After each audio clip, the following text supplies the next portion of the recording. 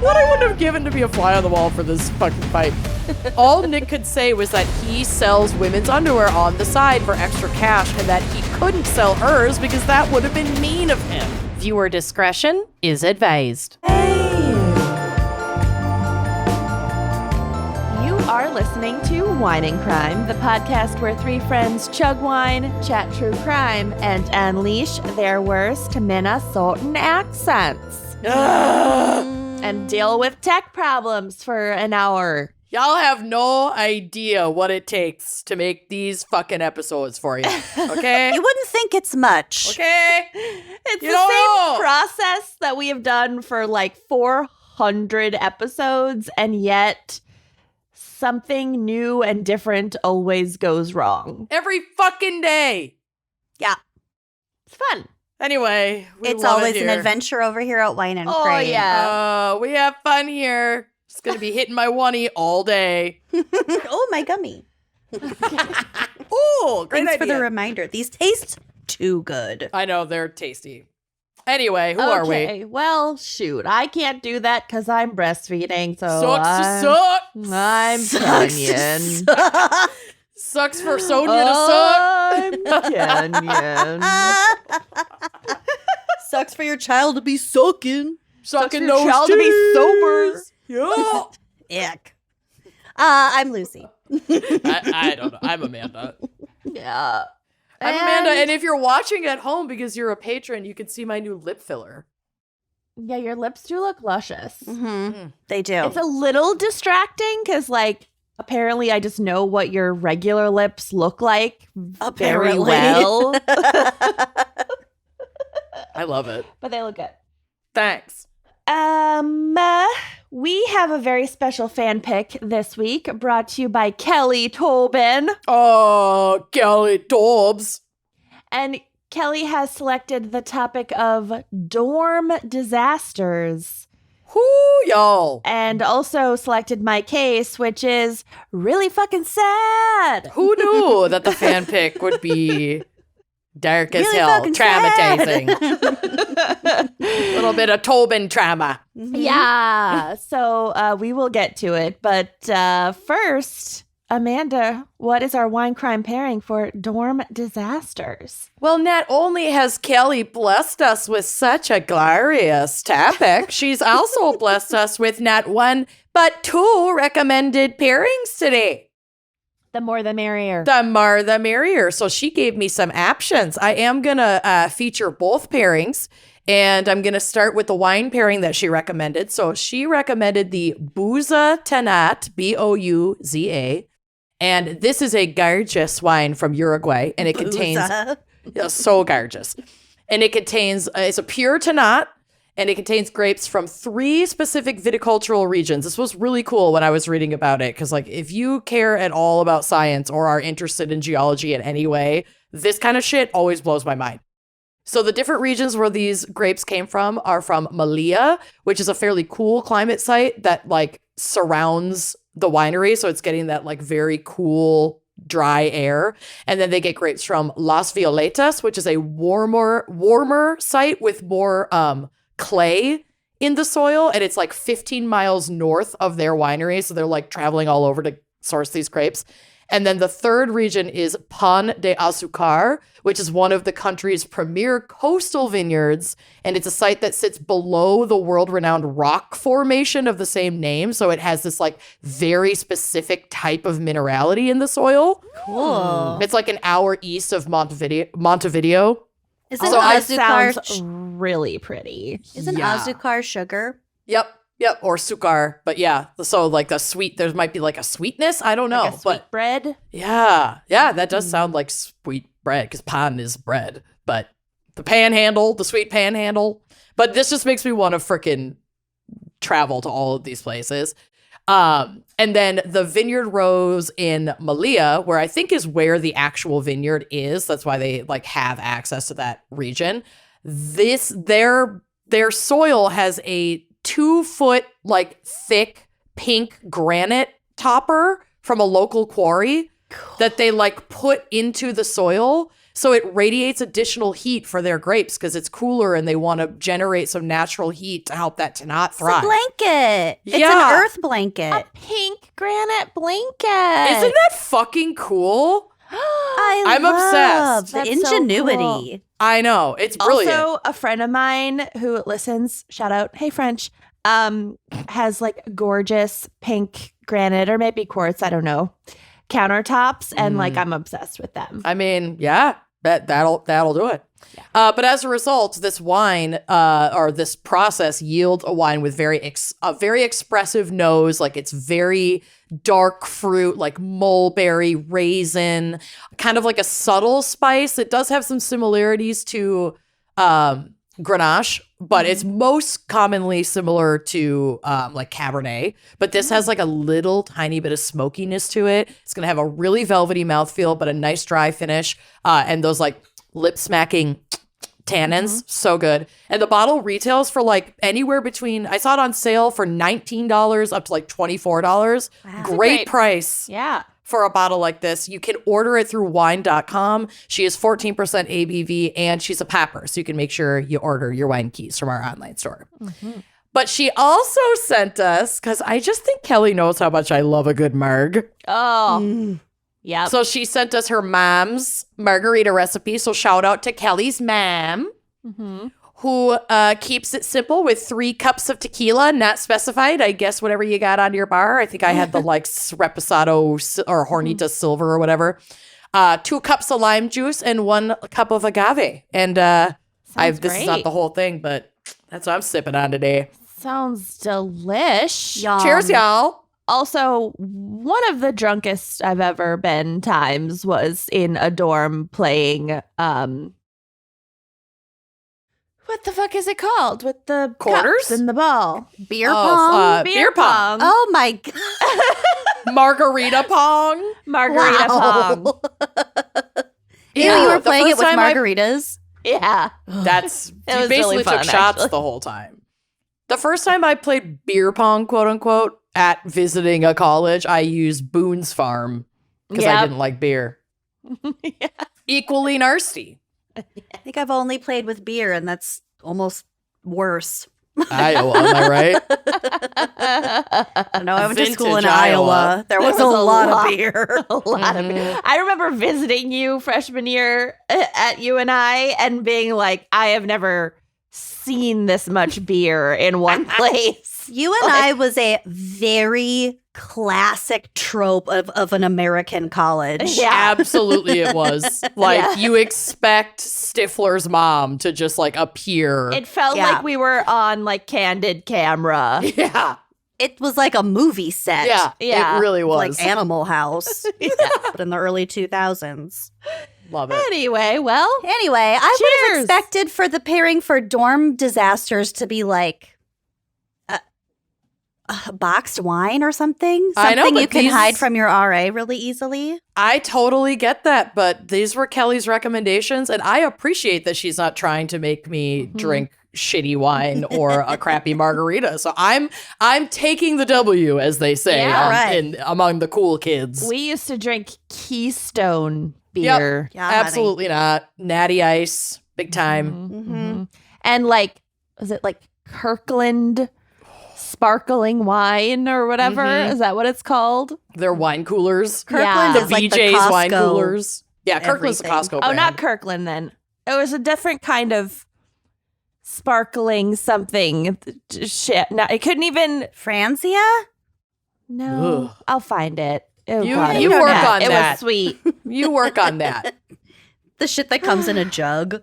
All right. While I Ugh. Google this, Lucy, All right. what's our background and maybe psych for dorm disasters? No psych. So we Give it a shake. Fuck. The Uh, lid fell off again. Please don't kill me. I'm realizing I left my pump in the bathroom and my blood sugar is going to go crazy if I don't go grab it. Well, 2 how seconds. dare you? I know. I'm sorry. Rolling away. Oh my God. Leave it in, John. Woo! I remember just like very frequently like leaving our dorm for a party in a different dorm and and shoving a bottle of lukewarm Andre into my my mini purse, my knockoff whatever Target Andre. baby pink mini purse. Incredible. I love a baby pink mini purse. Or those big saddle bags that were popular in 2006. The boho bag. To match our boho Peter bag. Pan slouchy boots. Oh, Our suede boots. gauchos. I miss the Peter Pan slouchy boot. Bring her back. And Okay. suede boots in a northeast winter. Why? Yeah, we're stupid. why? I mean, we're stupid. God. Why not, babe? I remember I bought these boots on sale from a DSW and they were $28. I had no business wearing them. That's an expensive boot. They went up over the knee.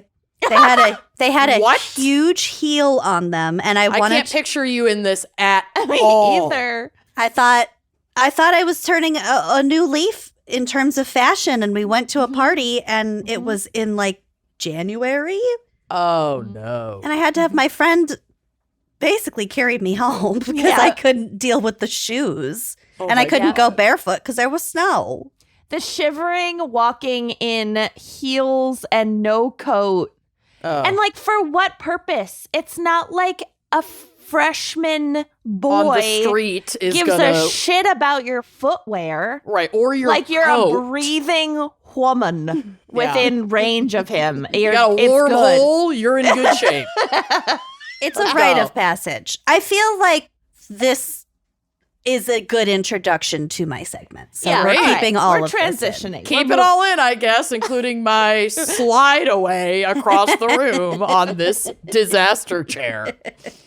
Okay, not all God. of it, but anyway. Keep it all. Okay, there's no psych, but Okay. as we've sort of established, college and specifically the dormitory experience, particularly in the United States, is a very standard transition from childhood to adulthood. Mm-hmm. So I do have a surprising amount of background on dormitories. Okay. Weird. Let's go. So to start us off, a dormitory is a building on a school campus that has rooms where students can live, also a large room with many beds where people can sleep. Dormitory can mean a lot of things. End of segment. Special thanks. Any questions? No. Moving on. I have a lot about dorms. And that's my seg. So the equivalent of a bedroom community in American English is known as a dormitory town in British English. Weird. Okay. Oh, just where people sleep before commuting. Yeah, Okay. isn't that kind of weird? Yeah. Art historian Carla Yanni wrote a book called Living on Campus, An Architectural History of the American Dormitory, which sounds super dry, but is actually quite interesting. So the majority of my notes are from two separate Smithsonian Magazine articles. She says, quote, residence halls are not mute containers for the temporary storage of youthful bodies and emergent minds, but instead they reveal and constitute historical evidence of the educational ideals of the people who built them. Mm-hmm. So the first U.S. colleges were sponsored by Protestant denominations and tended to be isolated in rural locations or small towns in order to distance students from the corrupting influence of the city. Hello, Hamilton College. I was thinking about Hamilton the entire time. Yeah, it was built in 1812. It's in the middle of nowhere. Ner. nowhere. The rural. It's in a rural area with Isolation, Yanni said, allowed an institution to, quote, imprint its specific morality upon its followers. Dormitories were necessary when local rooming houses lacked enough berths for students, BERTHS. Okay, I was not excuse? like birth, Still- not birth. Low birth rate. There was a low birth rate in these local rooming houses. But they also fit with the missionary spirit of these early institutions. Administrators emphasized the need for a moral education as well as an academic one, so the undergraduate experience took on a semi-monastic aura. Yeah, my college was literally like a city on a hill in the middle of nowhere. Ner. and it was like impossible to get anywhere from there. There's like a church. Wonder. There's like a chapel. Yeah. Yeah. Which is a chapel on top of a very steep hill. And everything happened at the top of the hill. And then like once a week, you would like venture down the hill to get dollar drinks at the one dive bar. And then somehow find a way back up the hill. Because it's not like there were cabs. No, there wasn't Uber. There wasn't. Middle of Ner. No, yeah. It was nothing. Oh, God. So in the colonial period, which is not what Kenyon was just referencing, believe it or not, college buildings were often single, multi-purpose structures that housed all the functions of a school, including the president's home, faculty apartments, student bedrooms, a chapel, a library, a dining hall, and classrooms. So the dorms were the whole shebang. Harvard's first governing board reported in 1671, quote, "It is well known what advantage to learning accrues by the multitude of persons cohabiting for scholastical communion, whereby to acquate? I don't know. This is old-timey spelling. Acquate the minds of one another and other ways to promote the ends of a college society. Keeping the students away from the rest of the world would serve eventually to create America's first crop of Puritan ministers, which is just what we needed." Yeah, sounds great. So these are the ones that burned all the fucking witches. Alleged Literally. witches. Yeah. Yes. Oh, yeah. The initial purposes of dormitories didn't last terribly long. Ben Franklin, for example, was less interested in the moral or pedagogical, I don't know how to say that, You did it. You nailed it. pedagogical benefits of his collegiate years than in socializing with other members of his class in order to find friends, business partners, and future brothers-in-law. Ugh, meat market. I don't think they meant... Well, maybe. They're just like, hey, you're smart and you could be useful to me. You should meet my sister. Yeah, definitely. This gave rise to purpose-built fraternity houses, the first of which was the Zeta Psi House at the University of California, Berkeley in the 1870s, which was really just a house funded by alumni. Really weird to think that frat houses started at Berkeley. That's bizarre. I mean, there were fraternities, but these were like the ones the with house. like purposes that were funded by the alumni. I don't think that was the case with like, because there were fraternities Right. of various kinds throughout history or whatever. But I think this is like the academic, what we know of now as a The fraternity. fish one. Okay. A fish. Eventually, Soup's a fish. Eventually, more frats cropped up and more alumni wanted to fund them and build these grand mansions to boast of their fraternity's contribution to the college. This new emphasis on wealth gave the impression, the accurate impression, that frats were wealthy, expansive, and inclusive, which were sentiments already built into the American collegiate experience. And this goes without saying, these were also very white, male, Protestant sentiments. And so these dorms were almost always segregated. Yeah. Expansive and exclusive. I think you misspoke. What did I say? Inclusive. Oh, I definitely meant exclusive. Yeah. Oh, yeah. Yeah, we know. Okay. Exclusive, white, male, Protestant, and segregated. So, for example, the Harvard Indian College was built in 1655 specifically so that white students wouldn't have to live with Native students. Many students of color, especially Black students, if they were even allowed to study at a particular college, were often not allowed to live on campus. Cool. Women were, of course, segregated as well, as more middle and upper class women began pursuing degrees around the mid-19th century. Because they were expected to eventually become homemakers, like once their dreams of higher education. Yeah, just once sort of they get that subsided. out of their system. Had their little fun. Yeah, once go they have your settled little down. school vacation and then you come back and have a baby. So they didn't live in dormitories. They lived in buildings that were more like cottages that reflected a real home, so they could like practice their domesticity. Gross. This also made it easier for male students to evaluate potential future wives. Oh. Isn't that gross? Oh my God. I mean, I'd love to live in a cottage on a college campus, but not for that reason. I don't want to be evaluated by my like tidying Hookups. ability. Can you Oh my imagine? God. I just want it for like witchcraft and being left alone. Right. Yeah. Cottage core. Yeah. Exactly. What else would you use a cottage for? Right. The early 20th century brought a dose of environmental determinism to college dorms. So that means like your environment determines your status in life. It was a really like Victorian concept. But anyway, so in the early 20th century, we had like kind of a Victorian resurgence / like death throes. So that concept was brought to the college dorms, introducing deans and other university administrators to help guide students into responsible and civic-minded adulthood. So they sort of acted as parent figures. And weren't there also like dorm mothers for like Totally.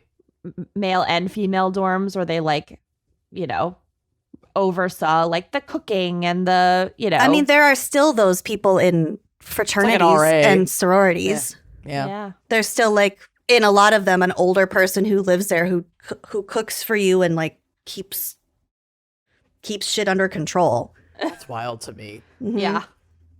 So there were these parental figures, I think a lot more commonly at this time. But thanks to the GI Bill and after World War II, a new influx of students challenged this emphasis on campus living. So living on campus, because there simply was not enough space to house all of these people who now wanted to go to college. And had the means to for the first time. Yeah, we talked about like the rise of the middle class and how like post World War II was just like a huge upheaval economically and socially and whatever. Because the government subsidized education. Who would have thought? Yeah. And That I mean, could it's help also, build the middle class. and it's also important to note that like the government subsidized education, which is great, but they subsidize For white education people. and housing for white people. Right.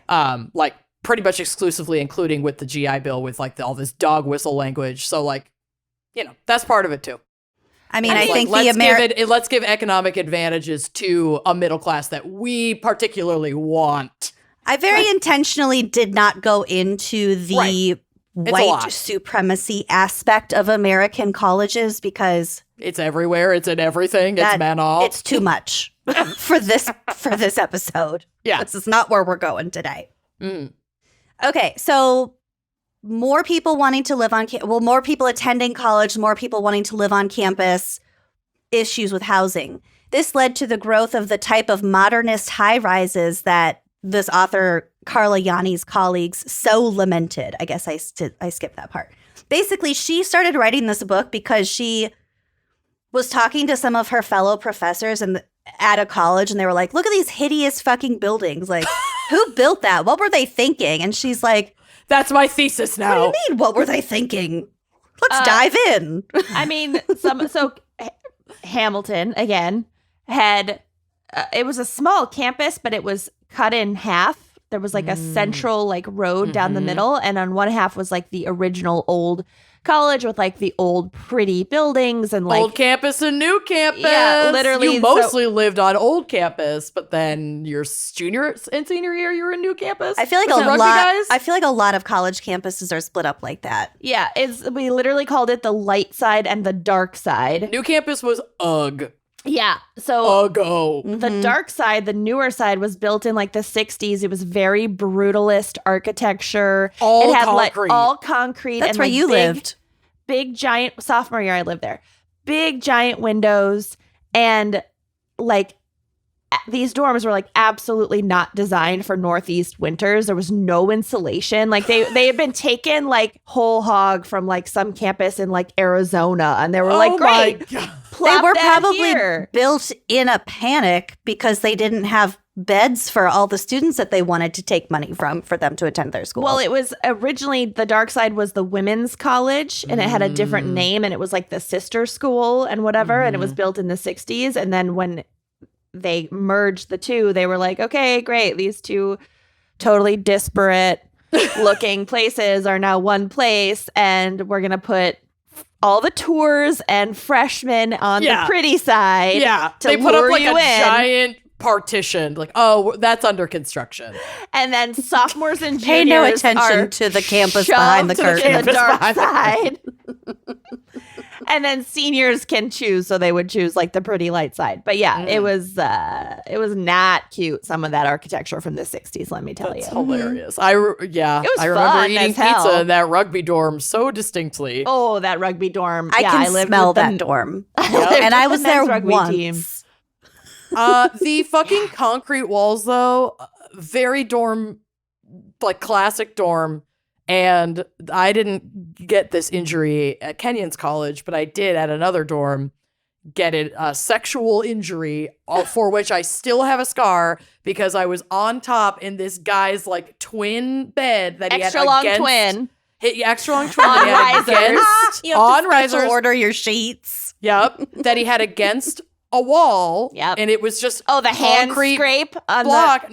No, my knee. I had like had my knee kind of like for pushing. Yeah. I don't want to roll my chair away for stability. For, pushing. For pushing, and I scraped the flesh. Yeah.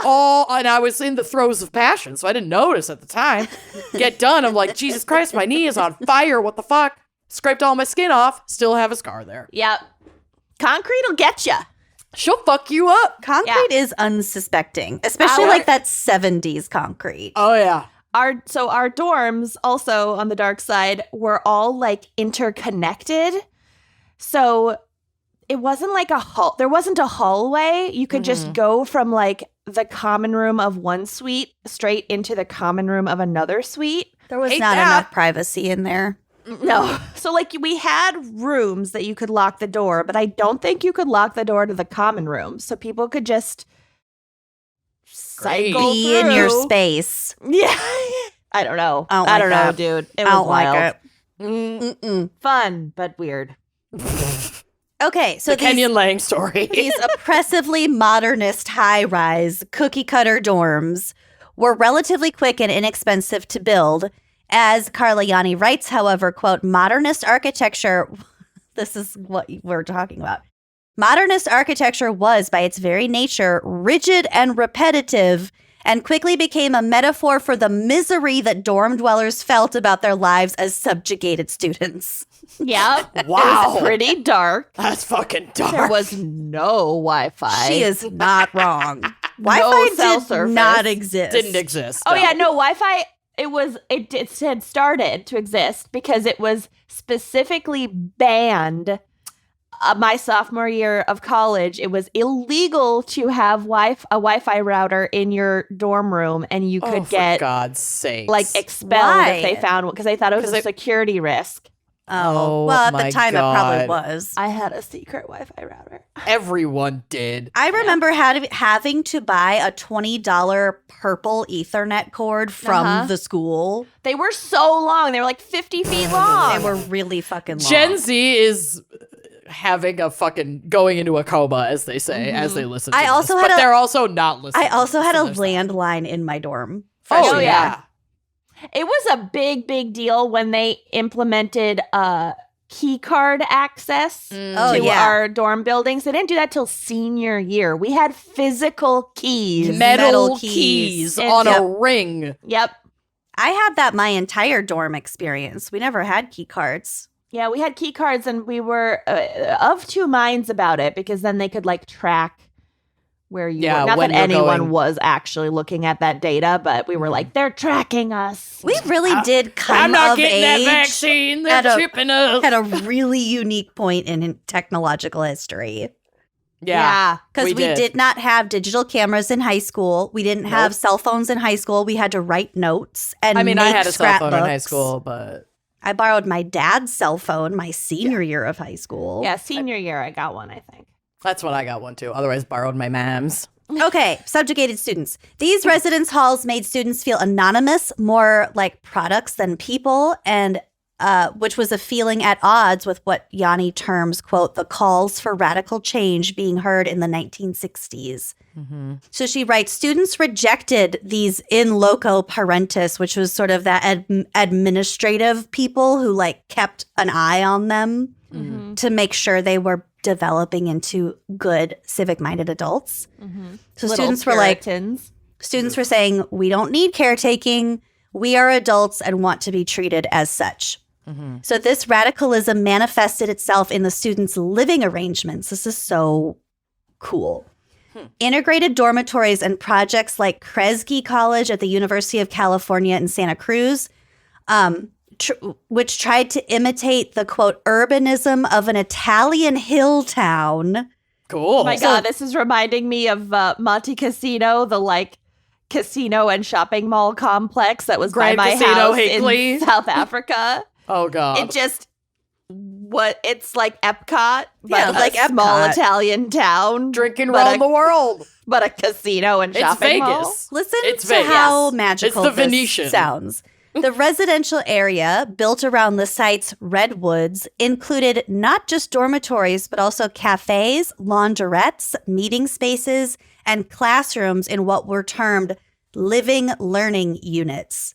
I want to go to a laundrette. I I do know. too. That sounds darling. Some of these so units, charming. Some of these units had no interior walls at all, as residents themselves were supposed to divide up the space based on communal agreement. That's a little bit 60s for me. Zach's but the rest middle of it, school is like that.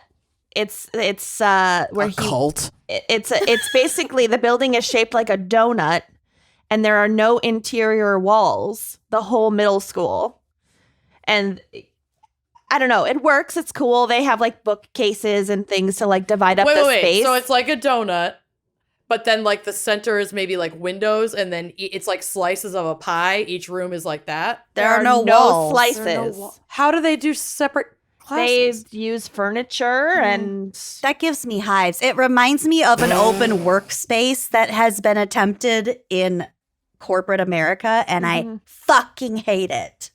Can't get anything done. Oh, I'm rolling. Someone's Oh my God. always behind you. No. it doesn't like work it. for everyone. I like to work in a little cave. Yeah. Yeah. That's a hard pass for me, but good for you, Zach. All right, I just have a little bit left. So Yanni goes on to talk about the recent trend of super elaborate dormitories that are more like apartments than standard student housing, strengthening the argument that the college experience today, like I said before, is as much a transition into adulthood as it ever was. So her last quote, dormitories are a measure of the fact that Americans value higher education for networking as much as for higher education. Yeah, now some of the dorms, not to sound like an absolute baby fucking boomer, but some of the dorms Back in now my day. are really nice. They're like luxury apartments. They have their own bathrooms. You don't Back even in have my a day, communal we bathroom. scarred our sexual knees on concrete walls and We had couldn't to- have a Wi-Fi. We had to work, though, to get that private bathroom. I had to and now walk they're just uphill out both here giving it to ways. freshmen. It's bullshit. Well, that said, I saw the dorms that my students lived in China, Yeah, and those they were bad. Yeah, that was really actual bad. like stacked bunk Boxes. beds and Well, There no were like windows. 8 girls to a room. No. You just had your cot. You like only your had your area, and then you shared a desk with one No. other girl. And then they'd have dorm room, like long halls of these dorm rooms. Hall is generous too, because the hall was outside. There was no heat. Mm. They shared bathrooms that were probably Concrete and 100 tile. girls to a bathroom. Yikes. Yeah. Not great. So we like to bitch about our dorm experiences, but yeah, we Mhm. still had it pretty good. I just have a couple of fun facts for us about dorms. Okay. Rutgers University in New Brunswick, New Jersey has the largest residence hall system in the U.S. So there are 16,429 students who live within a myriad of housing options, including apartments, suites, and graduate housing. Watterson Towers at Illinois State University are among the tallest resident halls in the world. Very tall. It's a 28-story complex, which was built in 1967 and holds over 2,200 students. Holy shit. Dang. I think our tallest was like 4 stories. Well, also even taller with 33 floors is Chapter Spitalfields in London. That's the world's tallest Spitalfield. student accommodations building. London is off their rocker. I know. Spitalfield. The Valkendorf's Collegium, with a K, at the University of Copenhagen was founded in 1589. That's old. Late Imagine for Europe. living in a dorm that was built in 1589. Imagine the can't. ghosts. Yeah. That's some Hogwarts shit. So this is among the oldest dormitories in the world. Some dorms at Oxford and Cambridge are older, but this is one of the oldest dorms in the world. Wow. Speaking of old ass dorms, one of my cousins went to UVA because she's a fucking genius, and I think for graduate school at UVA, she was selected to like stay in this very Haunted. elite part of campus, like this elite whatever, like everyone like applies to live in these like special old or like original cottages. Yeah, I get it. Cottages. Cottages. Yeah. But no bathroom at all. I think no plumbing at all. She had to walk like, 15 yards or whatever outdoors to a bathroom. No. That absolutely not. I don't care they, how like- pretty and old and fancy and Yeah. ghostly it is. I am gonna piss. If I can't piss and shit within 10 steps, I'm not going. Yeah. I'm just not fucking going. The anxiety of not having a bathroom I'd lose it. at I'd lose it. a comfortable location, like in the middle of the night, you gotta I go know. pee. Can you I don't think imagine? people understand that like my bowels are a constant emergency. Right? It's always an emergency. Yeah. It's never not. Yeah. So like that is not gonna work No. for me. I know. No. Did she live there? Mm-hmm. Ugh. That's nope. It was like an honor to live there, or just No. a exercise A in dare. amazing branding No. work Mm. for them to be like, how do we sell these buildings? Bathroomless husks. Fucking yikes. We I make hate them that. have to apply. We make them want Mhm. to want it. It's exclusive. exclusive. Yeah. This is some goop shit. Yeah, this is some luxury brand psychology bullshit. Mhm. Okay. I'm Googling it. Last but not least, the Capstone House at University of South Carolina in Columbia, completed in 1967, standing at 18 stories, has the only revolving restaurant on an American college campus. It's located at the 18th floor and is known as Top of Carolina Dining Room. Wow. And they charge a lot for bad chicken tenders so that you can spin around while you eat. If the spinning feel like mechanism is working. Alumni paid for that bullshit. God bless. College. Stupid. Anyway, that's my segment. I tried to make Love it as it. interesting as possible. Well done. It was gorgeous. I loved it. Yeah. Thanks. All right, we ready? Yeah. I mean, no, but yeah. No, it's really, really sad. I tried to pad it with some not sad at the beginning, so Some not sad. some not sad. get some your happy. laughs in now. All right. So this case was picked, like I said, by our fan picker, Kelly Tobin, who is a Seton Hall pirate. Go Pirates. Okay. As far as school mascots go, especially because it was founded in 1856, I think pirates Not is bad. actually pretty good. Wow. Super woke. We're the Hamilton.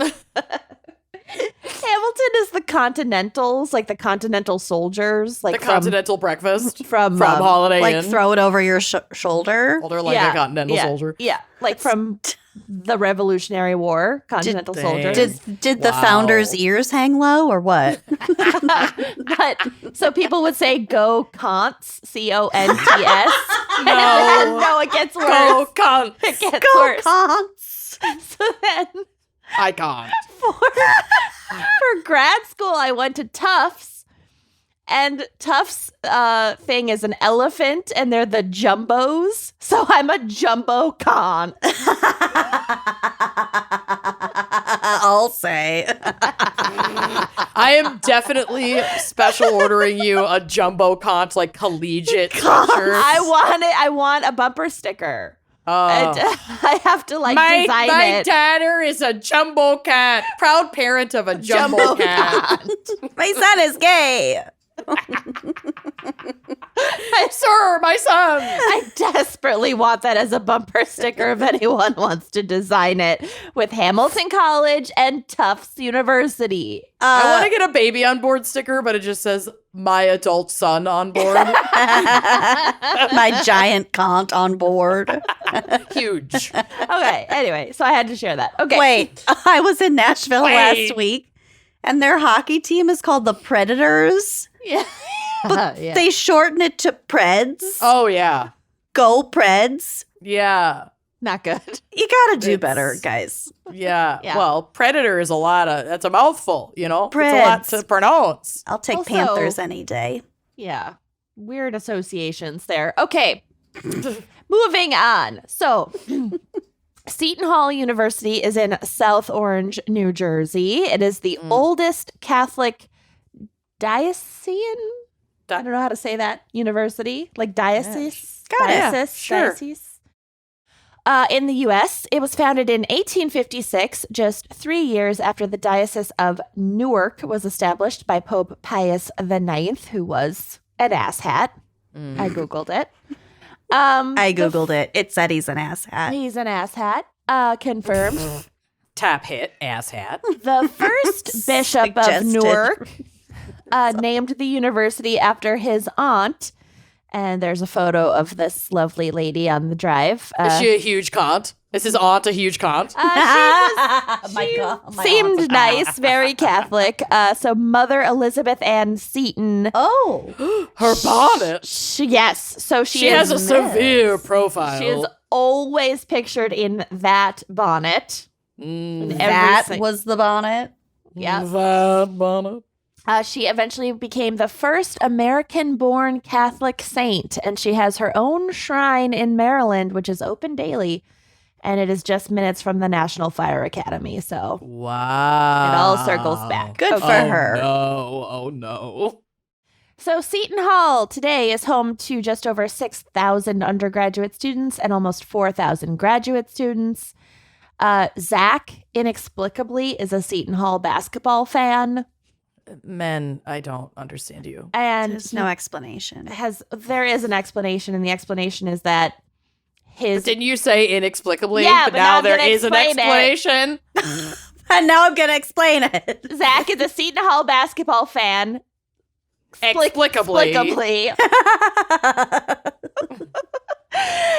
It's because his best friend growing up's dad got like corporate season tickets or something, and so they used to go to a bunch of these basketball games. I don't know. For God's sakes. Okay, so I tried to look up to see if they'd ever won a national championship, but I literally couldn't figure out what the scores meant. What? Like 10-2? It was like information overload on the Wikipedia, because it was like Sweet 16, Final 8, Final 4, that win, loss record, blah, blah, blah, coaching season X. It was way too much data in one place. I could Well, you not. also super do not want to ask Zach what that means, because you would never be able to leave. I would be trapped forever. So no. So I don't know. Okay. Some notable alumni are Naturi Naughton, a former member of a little indie band you may have heard of, 3LW. Oh my God. Is that the one where they're like, getting a little tired of your promises? My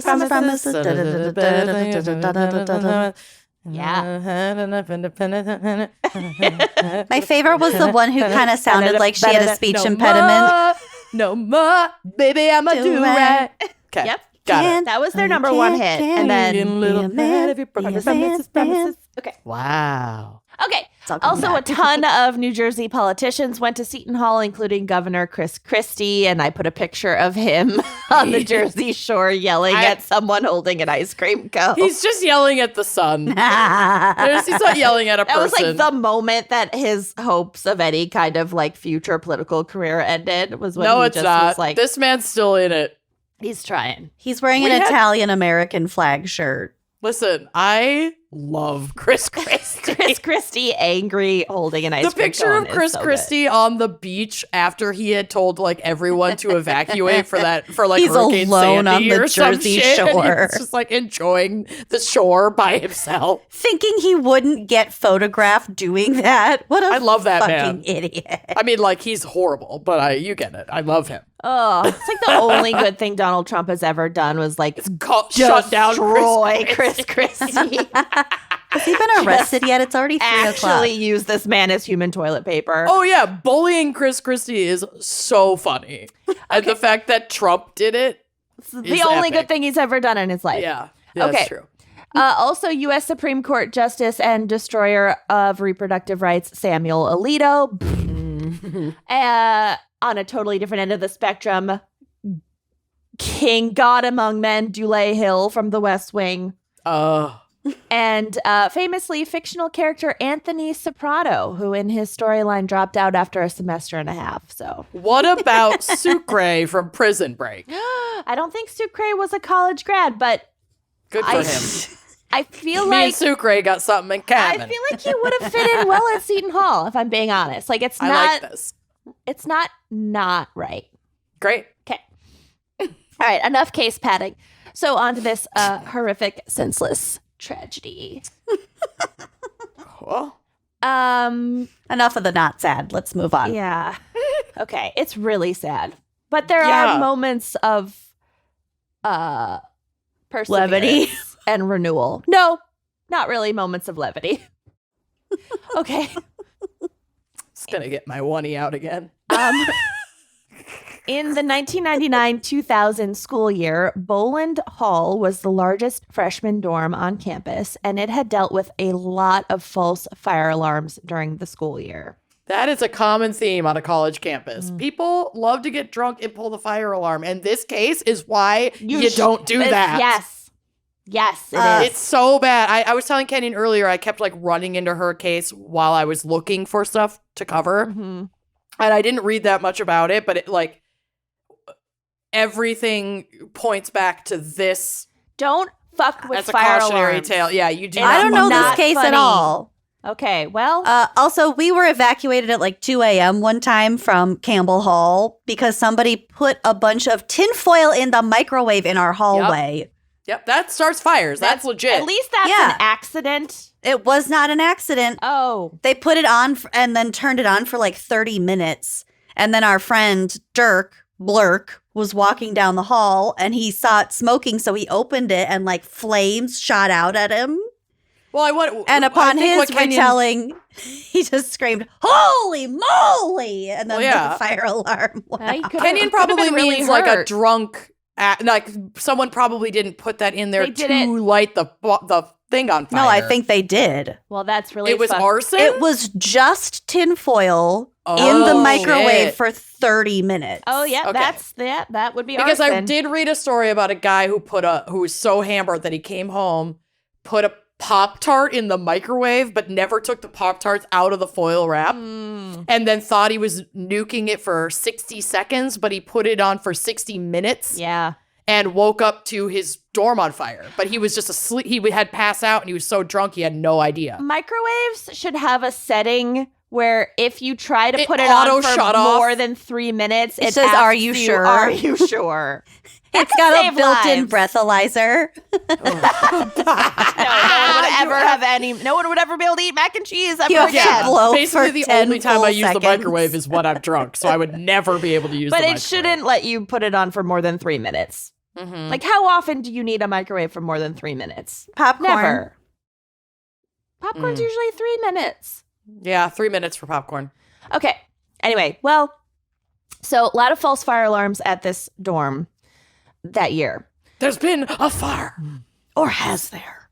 So now the institution of Seton Hall was no stranger to fires in its history. In fact, in 1867, a fire destroyed the school's first building. Then just 20 years later, in 1886, another fire burned down their new main building. And again, in 1909, another fire burned down a classroom and several dorms. But these are all like, littler fires. Big fires, but like in the 1800s and like pre-electricity, like fires happened a lot more often back then. Right. So nobody's thinking about that in 1999, or actually early 2000. Mm-hmm. So by the time of our case, these incidents were in the distant past, and the university's focus at the turn of the new millennium, besides, impending doom from Y2K, was launching a program designed to try to stop the annoying fire alarm pranks.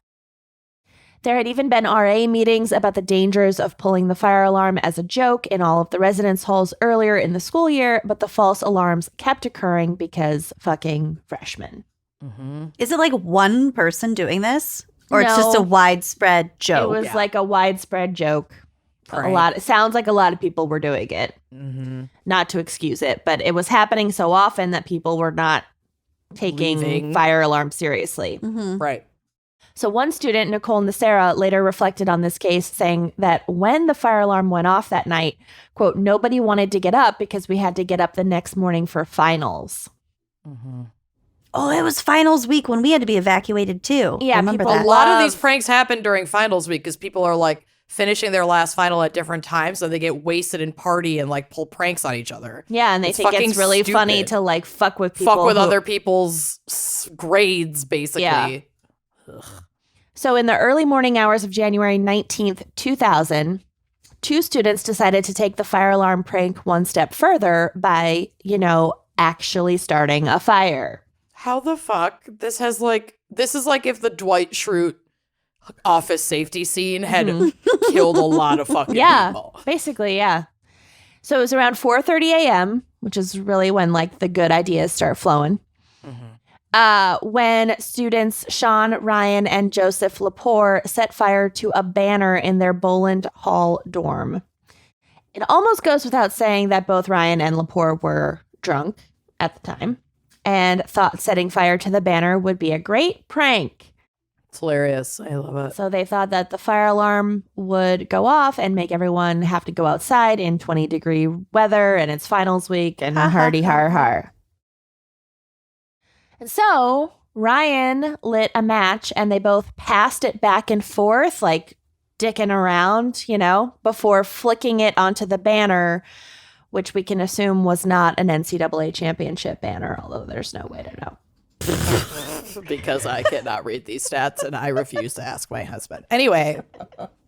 Actually, we do know it was a paper banner, but it was draped over a couch. Okay. And also Not NCAA championship. So a paper banner draped over an additional incendiary device. Yeah, like a couch. Like, especially like a cheapy dorm couch from the year 2000. Like, They're made of gasoline. it's Right. just They're made of like pure gasoline flammable and like material. yeah, it's just wood, straight arsenic. fossil wood fuels. pulp. It's wood pulp and like ground cardboard boxes And is chemicals. all the stuffing. It's yeah. the most tardant. Yeah. Oh, Soup most tardant. No, but like really, it is. yeah, it is. I could picture exactly what Yeah. this couch looks Yeah, like. I can smell it. exactly. Yeah. Yeah, I can smell it. It's so Ugh. scratchy. Yeah. It's so It's scratchy. nubby. It's brown and dry orange. humping. Like It's why maroon. are you or it's either brown, and orange, striped. maroon, or like a really dank navy blue. Mm. Yuck. Mhm. Or like it probably used to be green, but now it's brown. Now it's navy blue. Yeah. Now it's just semen colored. Oh, So, all right, here's the part where your adult brain is really gonna want freak the fuck to out. smack these two, because not only do they think, oh, it's gonna be funny, it's a fire alarm prank, by starting an actual fire on a fucking amazingly flammable couch, Mm-hmm. But then after they light the fire, they go back to their room, leaving it to burn in the common room, waiting for that alarm to go off. What? They don't even like So they wouldn't be monitor- caught. Yeah. Oh, So they light it and leave it. That's nuts. So the fire quickly spread across the third floor lounge and reached up to 1,500 degrees Fahrenheit in under 5 minutes. Wow. Hotter than a cremation pit. Yeah. Yeah, Because that's some of this, body burning temps. this Mhm. couch, basically, because there was Yeah. no other, they didn't like use gasoline or any other accelerant, but like that couch alone was enough to just. Hardened. Mhm. So it spread so fast, even again without an accelerant, that the fire burned hot enough to melt the hall's carpet. Yeah. And this is a devastating detail because many of the fleeing students were severely injured because when they were trying to escape, they had to crawl over that melted, burning carpet in order to Oh. get to the exit, like to the stairs. Oh my God. Because Also- there's smoke, so you can't stand up. Right. So well, you're that's what they say to do. crawling. Stay low. And like the carpet melting is horrific and it's extremely intense. And like I know that there is an active fire in here, but also to the point of like all of the factors in this. I was reading another thing, not about this case, but about some dorm stories where someone literally spilled like hot coffee on the carpet and it Mhm. melted their carpet. Cause like these dorms are made out of cheap materials. Yep. The carpet is like rayon plastic blend. Yep. Like this shit is not only incredibly The glue flammable, but like is- it's all now in smoke. And so people are choking on these like toxic fucking chemicals Yep. as they're like crawling to get out. Like that carpet was gonna melt if you fucking spilled boiling water on it either way. But it's like such cheapy crap. I would There's imagine something, too that about It just makes it all worse. I don't know if this happened in this specific case, but speculating, I remember seeing a Forensic Files episode where like carpet was installed using like diesel fuel or something as like a cheaper version of an adhesive. There was like some cost-cutting corner taken involving like fuel Adhesive. and adhesive to apply carpet. To make it extremely flammable And it made it- underneath the carpet. Yeah. I would imagine too that that those kinds of carpets in those environments get cleaned with like really heavy industrial chemicals every now and then. Mm-hmm. So they're probably just It's a tinderbox. probably just They're- disgusting. Yeah, that's all that to say. Exactly, Kenyon. It's a fucking tinderbox. Like these poor kids don't stand a chance. No, it's absolutely horrific. So, and it happened so fast. Mm-hmm. And it's the middle of the night. It's 4:30 in the morning. Yeah, no one is thinking straight. Everyone's fucking asleep. sleeping. Half the place is drunk, Yeah. passed out Mm-hmm. because it's fucking finals week. Like Mhm. it's just this was the perfect storm of absolute fucking horror. So in total, about 600 students escaped from the dorm, which is almost miraculous. It's a miracle. Most were able to get to the stairs and escape, but some actually jumped 40 feet to the ground in order to escape the blaze because they would like open their dorm room and see that the hallway and the carpet Full is of fire. Yeah. Hear people screaming. Yeah. My God. Oh my God. So Nicholas Donato jumped from his window, breaking his ankle and wrist in the process, which like that's fucking terrifying having to Yep. jump 40 feet. Yeah, and now you have broken bones and you have to just like crawl away to safety. Mhm. He said that the smoke was so intense that even though he knew where the exit was, he couldn't find it through like the haze of the smoke. Yeah, it's like a wall of black smoke. Yeah. And it's the middle of the night, Yeah. so I'm sure most lights are off. Yeah. Oh my So God. he like tried to find the exit, couldn't, went back to his room, closed the door, opened the window, and jumped out. Oh my! I mean, good thinking. I mean, he that was like survived, very quick thinking. Yeah. Holy shit!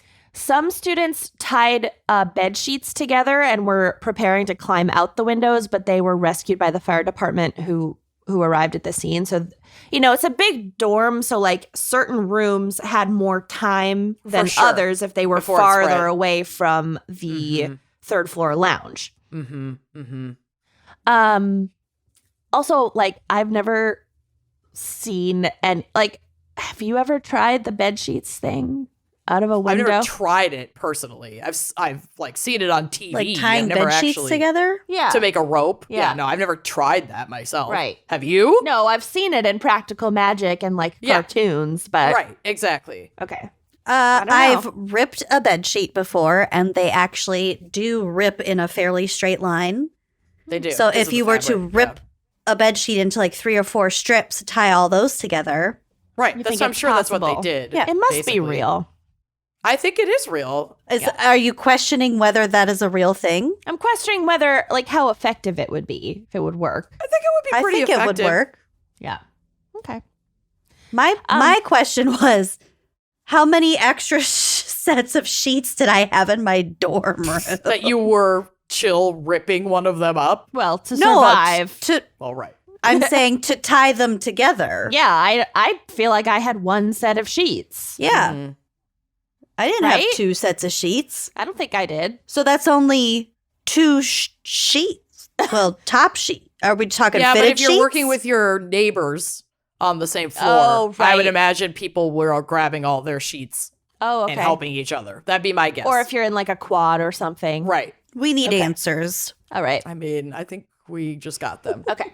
We don't need Again, the one of the answers. reasons why it took so long for students to leave Boland Hall is because there had been so many fucking fake fire Fake. alarm things Mhm. over that year that a lot believed it was another false alarm. And again, it's 4:30 a.m. It's finals week. They're Mhm. drunk, whatever. And it's super cold outside. Mhm. So there was a lot of like confusion and delays and whatever. So, like I said, 600 students escaped, but 3, all of whom were just 18 years old, perished in the fire. Oh.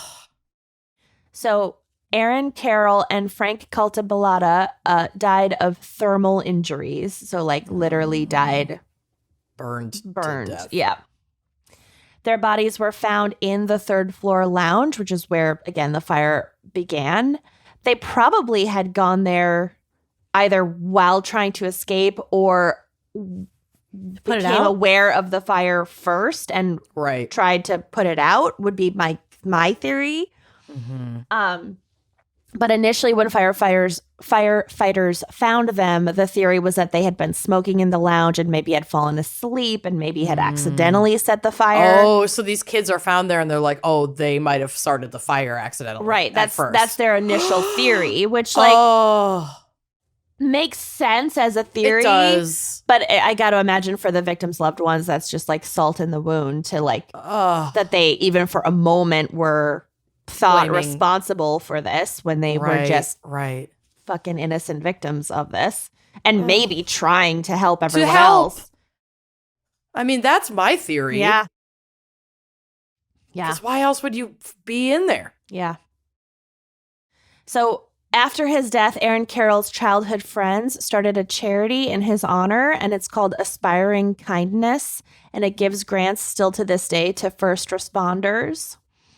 And one of the grant recipients was the St. Barnabas Medical Center, which is home to the burn unit that provided care to a lot of the surviving victims of this fire. That's nice. Nice. It's very sweet. And then Frank Caltabalata Jr., again, was 18 years old when he died, and his father told the news that Frank would tell him about hiding in his bathroom during all of these false fire alarms at school so that he wouldn't have to go out into the cold at night. Oh my God. Oh, God. So, yeah, that's really fucking sad. And the third victim who died in the fire, John Junta, he died of smoke inhalation, and he was found in his dorm room near the lounge, and he might not have even woken up. Firefighters found him when they arrived, and they took him to a stairwell and tried to revive him on site, but they were unable to. Oh. And I believe that John Junta wanted to become a teacher. And so his family also started a scholarship in his memory for students who wanted to become teachers or were studying education. It's really fucking sad. Like 3 18-year-old kids died for It's this such a waste. For stupid nothing. fucking prank. Yeah. Yeah. So up to 58 people were also seriously injured.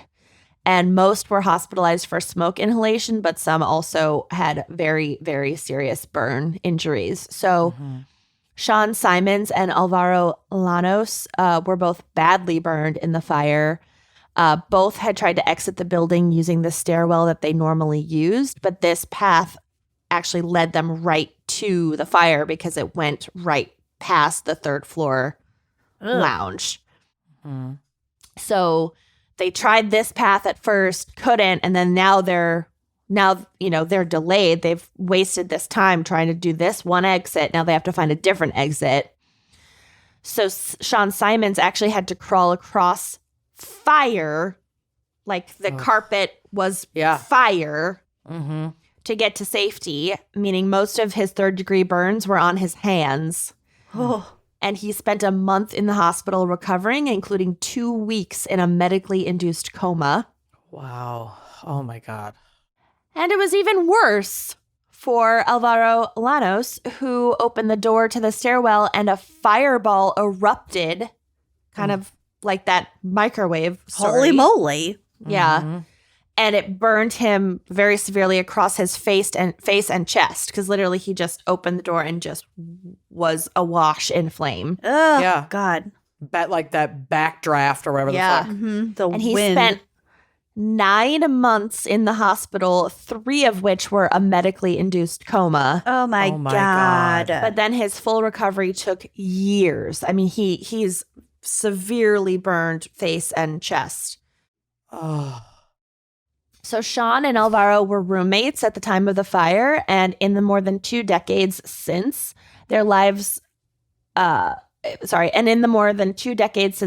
were irrevocably changed, they have remained close friends and have dedicated their lives to educating youth about fire safety. So they spend about 8 months out of the year traveling to different campuses, I think high schools and colleges, and giving fire safety demonstrations and lectures. That's their Wow. That's life's amazing. work. That's so amazing. cool. Yeah. I mean, it's so sad and so incredible that they could turn this horrific experience into a teaching opportunity like that. And save lives. Because you have to imagine, they're definitely saving lives, but you have to imagine they are in some capacity reliving that trauma over and over and over again as now their life's work. And that's just really heartbreaking, but also incredible that they have found the strength to do that. I'm blown away. Yep. So now let me tell you about another fucking badass with an incredible name. You are going to absolutely lose your shit for this woman. She's incredible. Okay. And there's a photo of her on the drive. Her name is Dana Christmas. So Dana was an RA in Boland Hall, and after the fire alarms sounded, she went door to door, waking up students and getting them out of the dorms. She took her RA duties really fucking seriously. Jesus. Dana ran back into the fire 3 separate times. Holy shit. To wake more students up, and she checked on as many doors as she physically could until she literally collapsed with 60% of her body badly burned. Dana Oh Christmas. my God. Honest to Christmas, Dana Christmas. Yeah. Christ on She's a a Christmas. Fucking heroine. Holy shit. She recalls of that night, quote, "The first time I pounded on a door, I felt my fingers singe." The first time. My The first God. Oh my God. Yeah. That is horrifying. She could have just saved herself, gotten the fuck out, probably wouldn't have been burned. But she suffered burns over 60% of her body and smoke inhalation and literally collapsed in the fire because she was saving so many other people. That's amazing. During the next 3 years, she endured over 15 surgeries, and she still doesn't have control over her right hand, and she's gone through more surgery since then. And, she's dealt with, body image issues because of her burns. And, she's doesn't like to be seen without her wig on and whatever. But she's a fucking hero. In 2001, Christmas received an award for heroism, and then the award was named after her going forward for future recipients. The Christmas award. I love that. When I looked her up today, her Twitter account says that she is a reverend. She was always like very religious, and like her relationship with God kind of like got her through a lot of what she endured. I fucking bet. And she is dedicated to racial justice work, and she is a domestic abuse survivor. So she is just one of the most amazing humans of all time, possibly. Damn, Dana. Yeah. So after the fire, Seton Hall created tougher rules and penalties for tampering with fire alarms and failing to leave the building when the fire alarm goes off. I remember at Hamilton, like we had a point system, and basically like if you racked up 10 like penalty points or whatever, then you were expelled. But you know, drinking underage, like getting caught drinking underage was like 1 point. Can you win them back? Yeah, you can have them expunged after like 6 months of good behavior or something. But so like drinking underage, whatever, even like doing drugs is like 1 point. But like having a candle in your room was like automatic six points. Oh my God. It was like not fucking around. Yeah. But, well, I mean, makes sense. Yeah. We could have candle warmers. What? What does that mean? To just melt the wax. There's no flame. Oh, those little melts. Yeah. Okay. Yeah. Oh, well, we were not allowed any kind of candle, anything. I'm surprised they even let us have lighters. Incense, any of that stuff. Even getting caught with like incense sticks and nothing to light them with was like automatic 6 points. Dang. That seems a little unbalanced, but I'll address that when I become the dean of Hamilton. We're trying to save lives. So,